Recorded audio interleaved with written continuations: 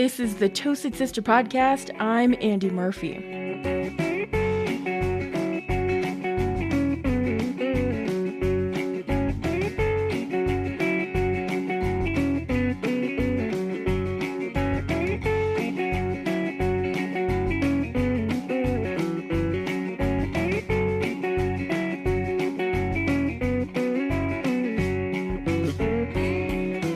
Death is a powerful thing, and for many Indigenous people, it's the beginning of a journey. And for that journey, we have food. Yes, this is the Death and Food episode. In this show, I talk with an Indigenous death doula, her name is Chrystal Waban, about her important work and how food plays a role in the celebration of life and in grief from loss. And after I talked with Chrystal, I was inspired to create some art to go along with this episode. I made a lino cut print, and if I had to give it a name, I'd call it Spirit Bowl. If I had to describe it, it's a bony hand holding a raspberry. You should just check it out. I think it's pretty awesome, and if you like it, I have some prints available at toastedsisterpodcast.com. All right, I know you're dying to hear the rest of the show, but stick around for later in the episode. You'll hear from a couple of people who are Lakota and Dakota, Anishinaabe, and Tulalip, and they're going to be talking about their relationship with death and food. So let's get started with Chrystal.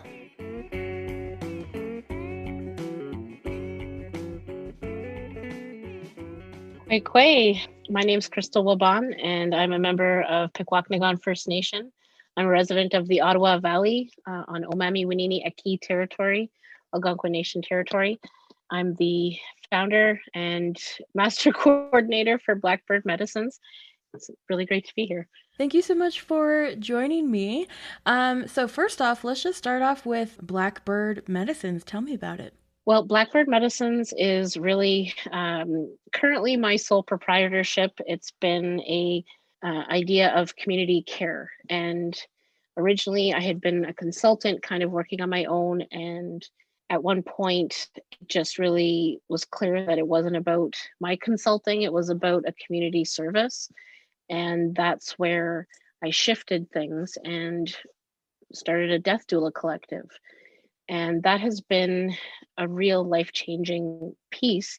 But Blackbird Medicines is technically my own community practice as a registered social service worker with the Ontario College, but also a member of my community who hasn't really had that born and bred connection. As someone who's an intergenerational residential school survivor, I had to build some bridges to be able to connect with my community, and Blackbird Medicines is one way that I do that, but it's also a way that I keep connected to the urban Indigenous community and the many people that have guided me over the years in the times that I've connected with that urban Indigenous. And now I'm rural in Pembroke, so it's really a regional thing. All right, so I know what a doula is. So what is a death doula?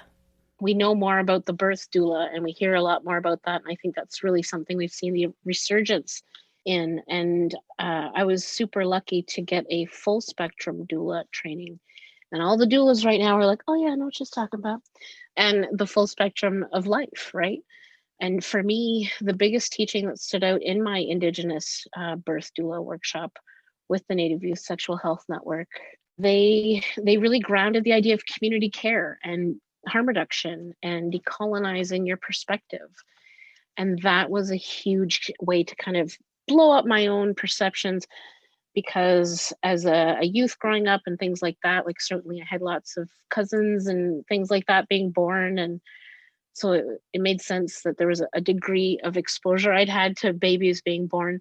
But the life spectrum teachings is that there's this whole place and cycle that, just like the seasons, just like the phases of life, there is the spectrum of life, and that's birth to death. And the thing about death is it's really similar to birth. It is a different kind of process of transition. So with a death worker, it can be so many things depending on the individual, but overall it's supporting community, just like you would a birth worker, in being a community helper, being that auntie, that sister, that neighbor.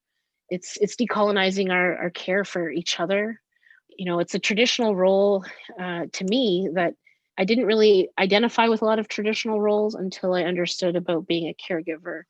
And this clicked in with me so deeply, because whether someone is dying, birthing, they're just struggling, maybe they have grief or need extra support, that in itself is our old way, and it's been lost with colonization. So with death work, it's more in a modern way. It's not too different from birth work, in that it can be customized to the individual, but a lot of it is in hospice, a lot of palliative care. The new and the cool thing about this kind of revolution in this work is that people are planning living funerals, and people are taking control over their plans and their own decisions in a new way. So that's always a good thing when we get to know and embrace our rights better. Also, seeing how harmful that this kind of capitalist sort of industry can be when families are going through such a difficult thing. It's hard enough to lose loved ones. Death workers really help with those transitions and easing the pain. And it depends on every family. Every family is unique. What you do. Some people you activate the telephone tree, or you are the telephone tree. Other people, you're really by the bedside. There's so many different variations, and I could take up all of your time talking about it. Yeah, that sounds really important. I mean, it seems like the topic of death has become really sort of dark and, almost kind of stigmatized in the way we talk about it and the way we think about it. Can you tell me about how Indigenous perspectives of death changed and what it means to decolonize that? Well, as far as Indigenous perspectives changing, I think so many of our communities have seen rapid shifts, whether from living life on the land to trying to survive in whatever way that means in a contemporary way. We see a lot of people, over time have always resisted going into these healthcare institutions. People who want to stay in their homes, stay in their communities, stay wherever they are, because they know they're not going to be treated well in institutions. And certainly in Ontario, there's lots of stories. Canada, there's lots of stories that are very, very recent of women either dying or being totally denied care while they suffer for pain. And it's just nothing new anywhere, and it's been the modus operandi this whole time. So with COVID, the death is more in your face. I think it's not too many generations that can say they've faced a pandemic and also had this wondrous thing called the internet to have reach and connection in a different way. Things are being documented and seen in a new way that was never before. So it's a really, really important time, certainly. But with death work, where people can't have funerals, they can't gather, all of these things that the local communities might have known, whether they retain those traditions or not, it's so natural to gather. It doesn't matter what culture you're from. When a baby is born, when a light is passed, when someone dies, it's natural to gather and feel it and grieve it, or welcome and celebrate life, or what have you. Well, this is where it's so, I think, exciting. Because decolonizing is what I think for Indigenous communities, it's really limited only by your imagination. Every territory and nation has different rules to follow. And within Ontario and Canada here, we're very lucky that you really only need to be buried in something like a cotton shroud. And there's no rules that say you need to be embalmed. There's no rules that say you need to have a $12,000 coffin or a $6,000 coffin or any coffin. You could buy a $50 cardboard coffin off of Amazon and have your family decorated. Or some nations, it depends on where you're at, because we have so many people who are taken from their communities as children, and they don't get that connection growing up. And maybe they learn of it, but it's still such a thing to come back and get it. Not everyone finds all those stepping stones to do quite that. And that's nothing wrong with anyone. It's just that this is what colonization has done to us. So when we decolonize, it's about harm reduction. That's the root core. That's what community is about. We're here to go through this with you. We're here to soften the blow, to, just shoulder that load. And when we decolonize, that's at the heart of it. That's the harm reduction piece. And that's the trauma-informed piece.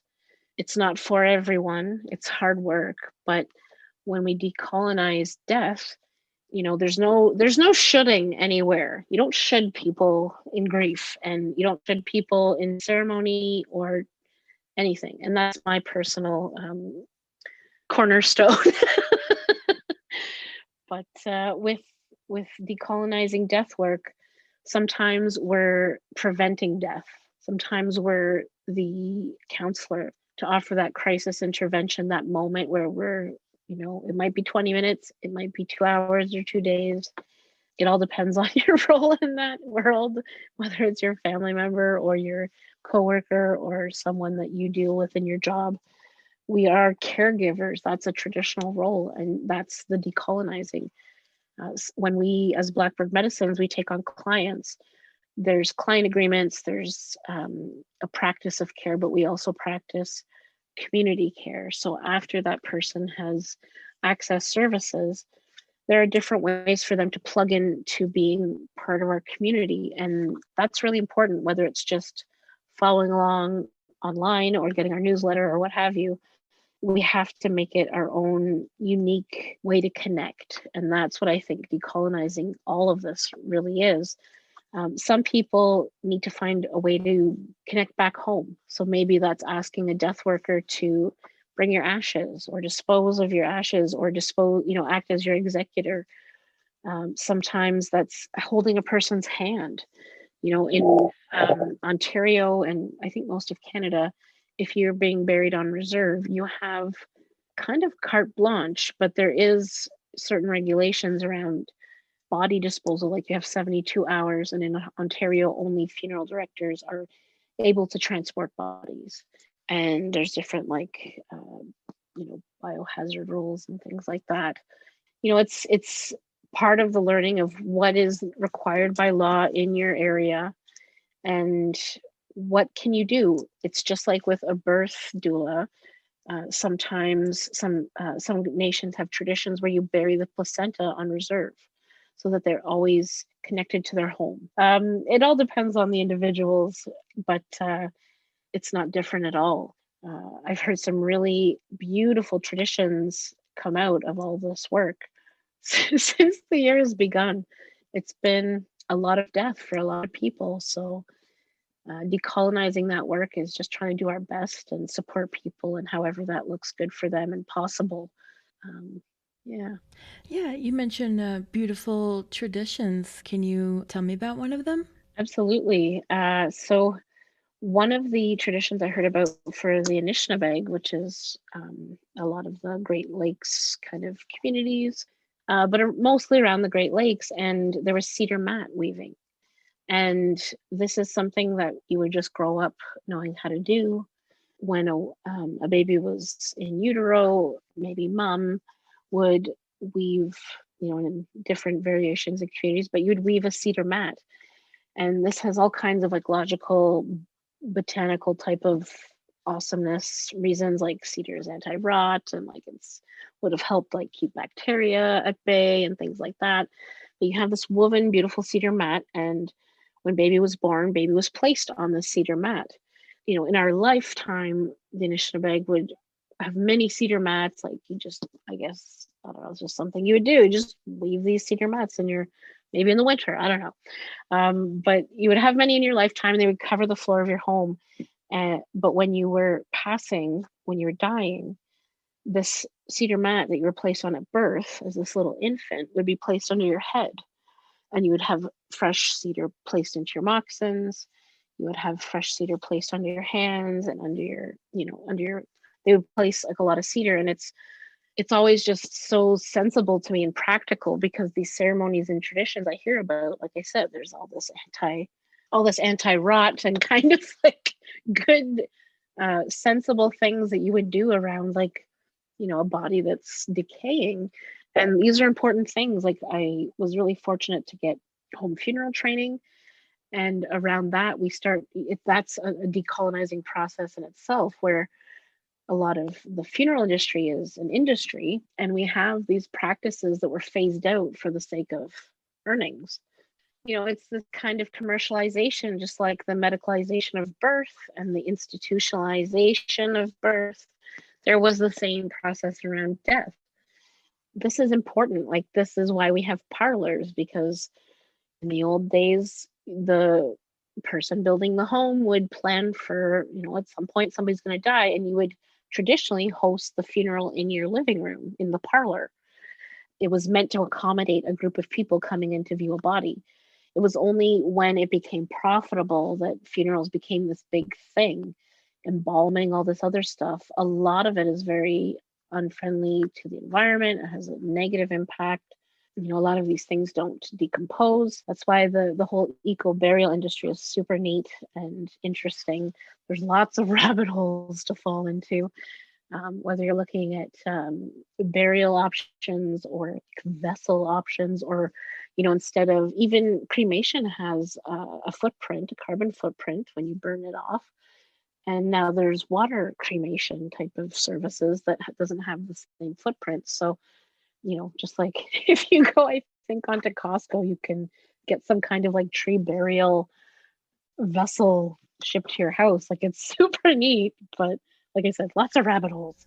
Yeah, it's also interesting. We don't get the kind of education beforehand. It's always just unloaded on you once it happens in your family. And I can imagine that family members are just overwhelmed. I've seen family members just overwhelmed and not even having the right time to grieve, because they're just carrying this huge load of just learning about the system and learning about how to get their loved one, through all these rules and regulations into the ground.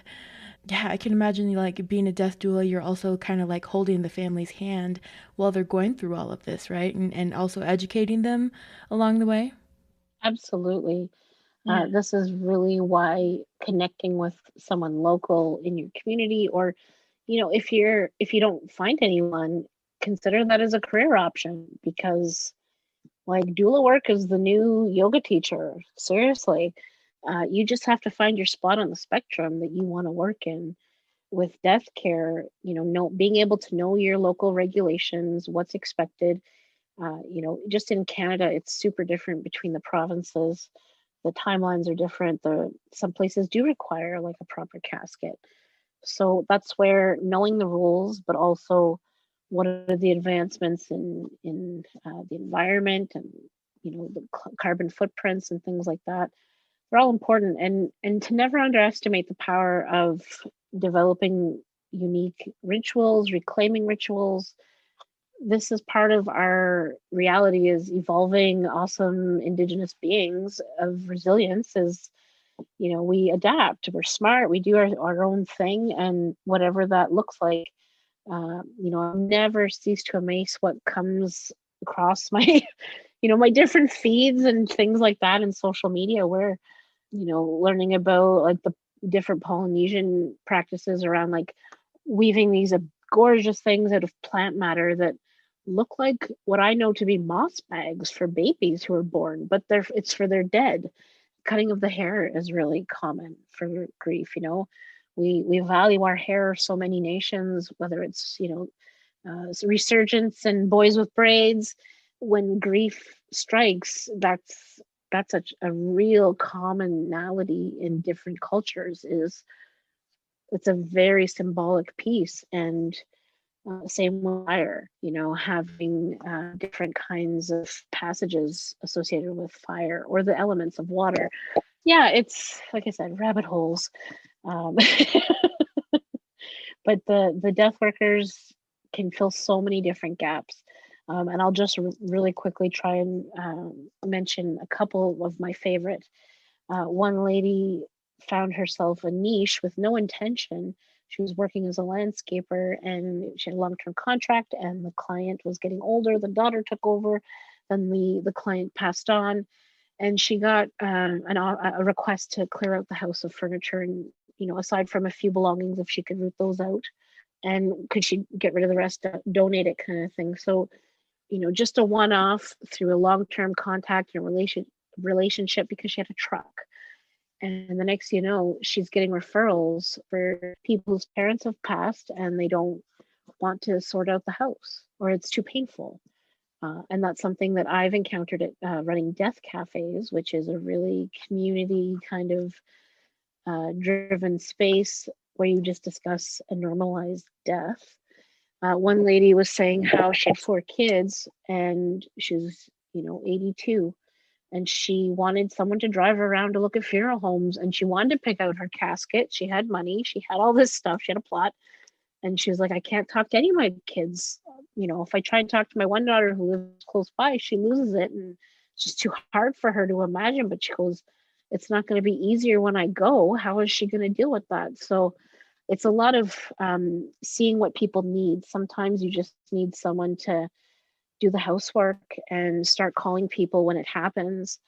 Sometimes you need someone to spontaneously visit your parent or your grandma or whoever in a home because you suspect different abuses. So to show up and, read as a companion, that's a common request for doulas, is to act as a companion.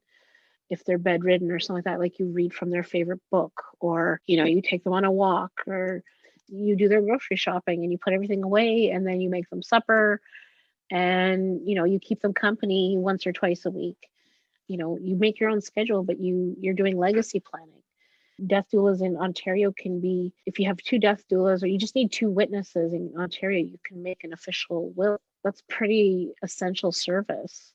And with Blackbird Medicines, if you need to make your legal will, we'll make sure you're set up with 2 signing witnesses. Yeah, also very important. But you're on this podcast for a reason. I came across an article about you from CBC and the work of the Indigenous Death Doula Collective, and I was just so fascinated because I've never heard of a death doula before. I'm also, of course, foodie, the creator of the Toasted Sister podcast. But I just wanted to email you right away. So I did that. I found your email. I emailed you and I said, it'd be awesome if we could, sit down for an interview and, have this episode here. And then I asked you, is there any kind of connections with food? And you said, yeah, food plays a vital role in death work. What are these vital roles? Well, with food and death work, I have to say it's the feasting. Whether you're gathered around because you're, holding vigil as someone makes their journey, makes that actual transition, people gather and there's always food being made. And that food is medicine. When we sit down together and eat, when we, connect with each other over that really basic need to nourish ourselves, it's kind of like knowing you're safe around the fire. You're going to be okay. Sometimes when someone is passing, they're alone. Sometimes when someone is passing, there's only one family member or one friend. It all depends on that journey of that individual, or sometimes circumstance like COVID. To be able to share food is truly medicine, and it's a way to bridge connection. And I love that you say foodie, because I'm totally a foodie too. Sometimes food can be memories. Sometimes food can be distractions and the essential sensation. We talk sometimes about heaven, or heaven on earth, and I think really when we get to indulge in these simple pleasures that creation is all around us, just like our spirits, when we fully embrace and partake, that's medicine.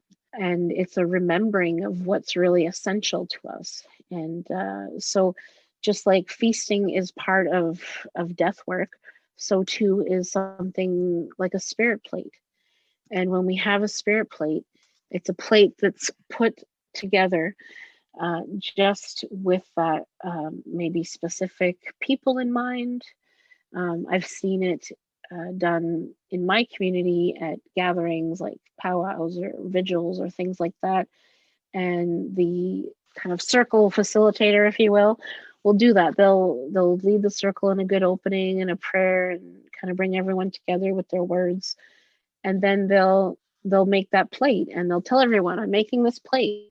If you have words or if you have messages or feelings, you can like approach that person, you can offer it up at that moment, whatever is right for yourself, and that spirit plate is made, and it's a little bit of everything or whatever that person that's making it, maybe they have someone in mind themselves, so like, oh no, they don't want those beans or whatever.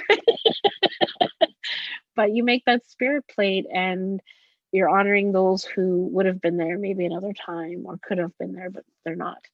And with that spirit plate, that's another way to feast them in their memory and to raise up that connection, and in itself, again, medicine, right? Medicine for the spirit, medicine, because when people go, they become our ancestors. Sometimes being able to remember that they're looking out for us, so they're part of that great circle of life. That's a medicine that can really help us get through those tougher times. And it's something that anybody can do at any meal if they really want to. And when you have the spirit plate, you feast, everybody eats. And my teachings are that when the meal is done, the spirit plate is returned to the elements. And sometimes that means, leaving it out overnight on the shore against, at a tree or something. Sometimes it goes into the fire. Sometimes it goes into the water. Like I said, different people, different communities. It all depends. But I don't think any of it's totally wrong. I think it's about honoring the spirit. And when we have our medicines, whether it's our family, our food, our music, our art, our garden, whatever it is, our forest, our dogs, whatever it is, as long as we can feel grounded in that good offering and connection offering. So that's all you really need for spirit offerings and spirit plates. But with the Death Doula Collective, I think what's really neat is that we have different nations as part of it, but mostly it's people who want to make sure that we all get to realize our rights to have a good death. Yeah, food is really very powerful. I don't know how many of us have our grandma's recipes, or, we're sitting down to eat something and we're like, oh, this reminds me of my great grandma.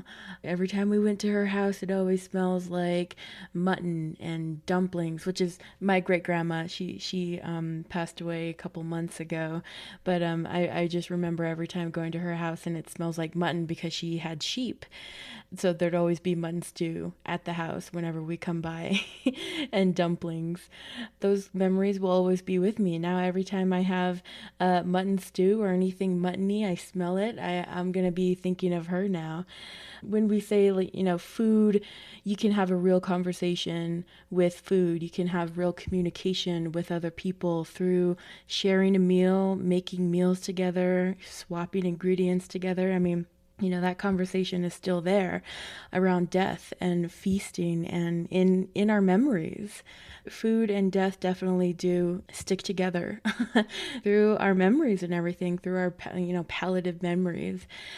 We're kind of focusing on afterwards. When somebody passes, we're feasting. When somebody's gone, we have a spirit plate for them.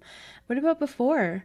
Do you notice clients? Do you notice folks wanting to connect with traditional food at the end? Or is that something that you guys incorporate into your work as death doulas, is connecting folks with that part of culture at the end, food culture at the end?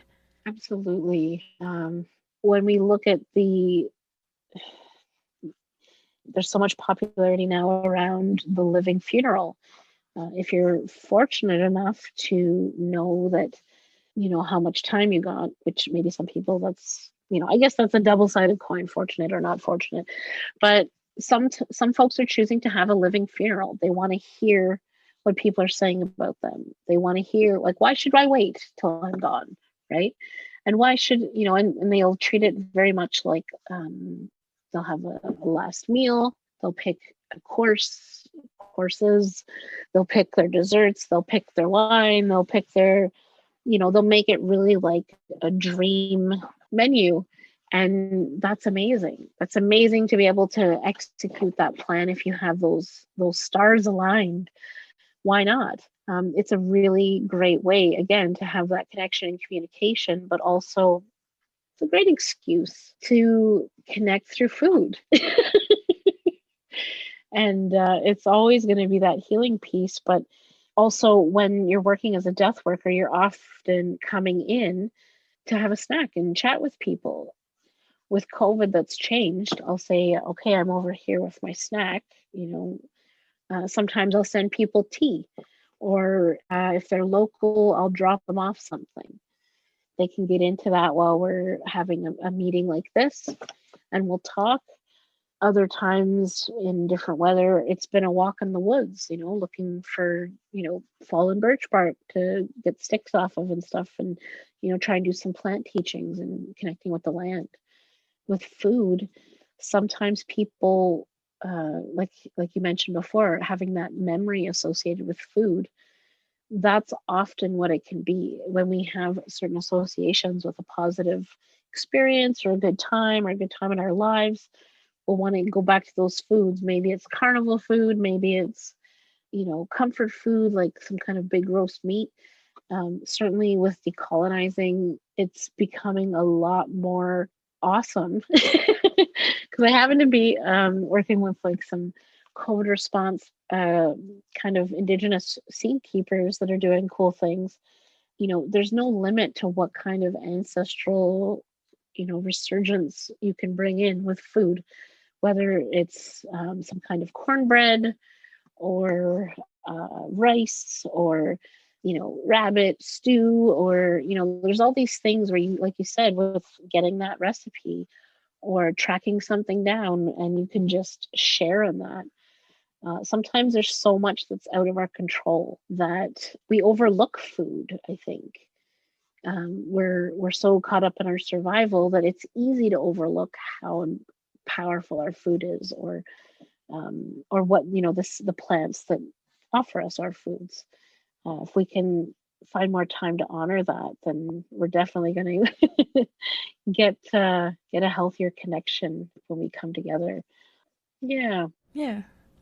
If the stars aligned for you and you got to share a last meal with folks, what would you serve? What would you have catered, or what would you cook yourself? I like what you said there, Kate. That sounds smart. That's a great question. I feel like I would just want like this real berry feast. Ironically, a lot of the folks who maybe are more in the harm reduction area, we tend to do fasting. So there's a deprivation of food. But it also spurs, the way to honor that food too at the same time. But I really think about berries and cheese, berries and cheese. And maybe some really nice heavy grain kind of breads and fresh bread, and just good old fresh home stuff. I don't know, smelling bread and fruits, absolutely. And that's really what Deathwork's about, is to pick out ways that make sense and are meaningful. That's where the connection comes from. We just have to find our own way and say, damn it, this is what's right, and move on, go forward. Yeah.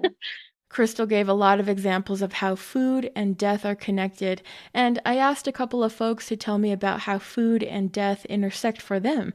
Here's a couple of voices from across Native America. Here's Dale Jones. He's a Tulalip elder. The old people, when somebody passed, usually last 3 or 4 days, and people, shared their food. Our reservation about 20 miles long, but the main part's about 10 miles from where we live. And our families would walk and bring food to them, for 3 or 4 days. They weren't rich them days, but what we did have we did share. That was our culture. They'd stay up all night and all day for 3 or 4 days, sing the songs that we have. But I think more time them days we were mostly closer. As modern technology came, it took us apart from our culture. I speak a lot of Sunils, and I tell our people our culture disappearing in front of our eyes the same way our elders. Like now, I'm one of the elders, and we're people of the salmon. We rotate around about the salmon. So you don't have to answer this question if you don't want to, but what kind of food would you like to see at your funeral? Barbecued salmon, crab, oysters, clams, because that's what I ate when I was young. Homemade bread, biscuits. My aunt was a baker. Here, when we have burials, in the old days, they used to go home for 2 or 3 days, and now they don't do that, kind of the virus. But before the virus, they were allowed to come home for 1 or 2 days. That was most time. Nowadays, it's mostly 1 day overnight, and then we bring them out on the day before the service from the funeral home. And before the virus, we used to bring them to our tribal gym, right? And that's where we had them for a couple of days. But before then we'd bring them home for 1 day. Then we'd take them to the gym. Then we'd have our service, Catholic, Protestant, or Methodist, or Mormon, or whatever it is, in our traditional ways. But the food is really traditional here.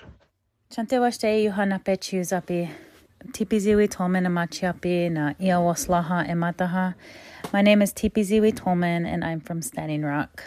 I wanted to share a little bit what was shared with me by my mentors regarding our traditional foods, our spiritual medicine. And in our Lakota and Dakota beliefs and ways of being, our traditional foods such as buffalo meat, elk meat, deer meat that we prepared, we dried, things like that, as well as our turnips, which in Dakota is timsina. We also harvest a lot of wild mint, which is cheaka. Those foods are all what we share in our times of ceremony. For instance, during our namings, when our children receive their spiritual names, or anyone receives a spiritual name, there's a ceremony where then the people receiving the name and those who are gifting the name feed each other wasna, which is one of our traditional foods of either ground corn, ground meat, or ground dried chokecherries, or all together, and establish a relationship in that manner. And so our first foods, our traditional foods, are definitely an integral part of our Lakota and Dakota way of being, as well as when we make our transition from the physical world to the spiritual world, back to the ancestors. We carry with us a food bundle, which has water as well as the wasna. Those things are then able to nourish our spirits as we make that transition to be with the ancestors.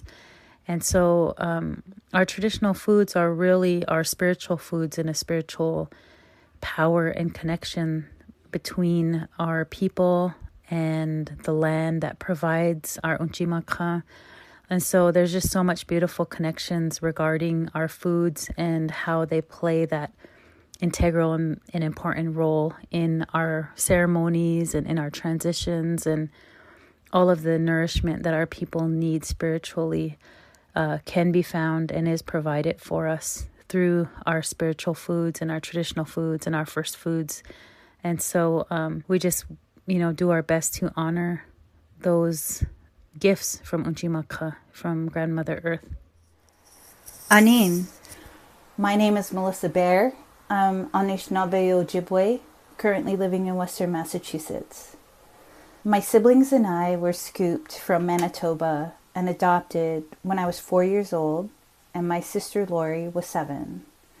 We grew up in central Pennsylvania Dutch country, rich farmlands, the Amish, horse and buggies, and its own unique culinary style. 9 years ago, my older sister, Lori, passed suddenly at the age of 39. Our family lost a sweet, generous, and fun-loving mother, sister, daughter, and aunt. The first year without her, sadness and disbelief surrounded holidays and family gatherings. And then her first birthday in the stars. She would have been 40 years old, a milestone birthday. I felt devastated that we could not celebrate this together with her friends and our family. The reality that I would never hear her say, "Hey, Melissa," again. I was no longer able to call her and tease her about her stupid "while you wait for the caller" message, which usually had some sentimental love song playing. Or be able to talk about our experiences as scooped kids, or for her to discover that her prissy kid sister learned to love to cook. So many conversations yet to be had. It made me sink into a mix of emotions and questions that only grief can bring. As her birthday approached, I decided that I would celebrate her 40th birthday by making one of her favorite dishes, chicken and waffles, Pennsylvania Dutch style. It's ultimate comfort food. The dish reminds me of home.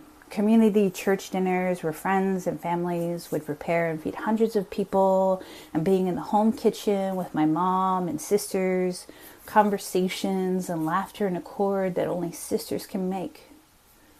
As I prepared her birthday dinner, tears and laughter came as I recalled cherished childhood memories, stupid fights, and the confidential camaraderie that only sisters can have. We set the table and I prepared her plate, a made-from-scratch waffle, a scoop of mashed taters, as she would say, topped with shredded roasted chicken and a gravy. She liked extra gravy, along with an after-dinner smoke. This dish is savory, delicious.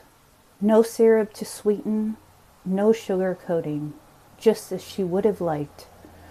As we ate, we shared stories and memories of Aunt Lori. I felt comforted. I was happily reminded and could hear her laughter in my mind. And I knew that this was how we would always remember and celebrate her birthday. This is my spirit plate story. Make witch Andy for letting me share and remember my beloved and missed sister, Lori.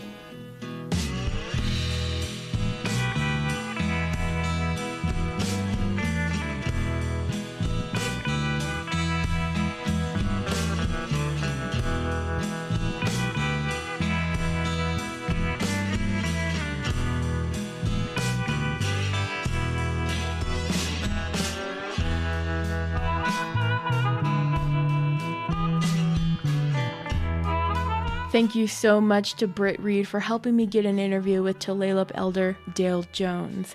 And thank you so much to my dad, Tim Murphy, for supporting this podcast with a sweet gift card for Guitar Center. And thank you to CWION for letting me use this new song called One Fret Away. That's from his new album, One Fret Away. Check out his music at Bandcamp, and thank you so much to new Patreon supporters, Joanna Berger, Invisible Choir, and Laura Gorley. Thank you for your monthly contributions, and if you'd like to make monthly contributions to this show, find Toast Sister Podcast on Patreon. Every little bit goes to keeping this show alive. And I've got tons of ideas and a bunch of small and large projects coming up, all Indigenous food related, of course. So follow me, Andy Murphy, that's Andy with an I, and the Toasted Sister Podcast on social media. And subscribe to the newsletter. The Toasted Sister Podcast is supported by the Kiwanis Broadcast Corporation. Music is created by CWION. Check out his great music at cwion.com. Don't know how to spell CW or Ion? That's CWAYON.com. And thank you so much for your time. I appreciate you learning about Indigenous food with me. We'll see you next time.